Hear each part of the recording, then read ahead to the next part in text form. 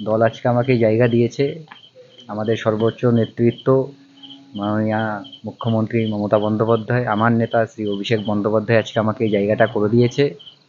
তাদেরকে আমার উপরে ভরসা করেছে, তাই আজকে আমাকে এই জায়গাটা করে দিয়েছে। আমি সবাইকে নিয়ে চলবো।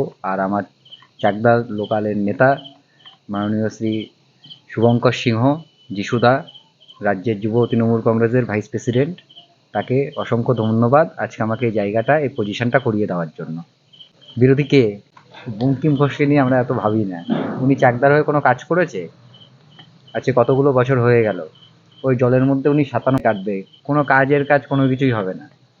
ঠিক আছে, উনি কি বললো না বললো আমরা এত কিছু নিয়ে ভাববো না। এবার 2026-এ মানুষ জবাব দিয়ে দেবে, চাকদার মানুষ জবাব দিয়ে দেবে।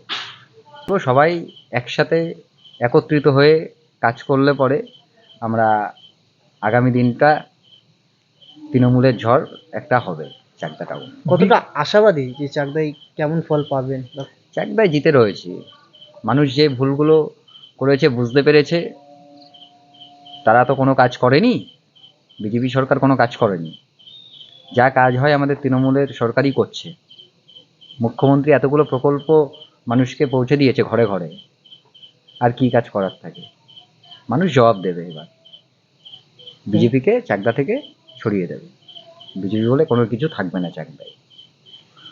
বিরোধীতে তো কত রকম কথা বলে।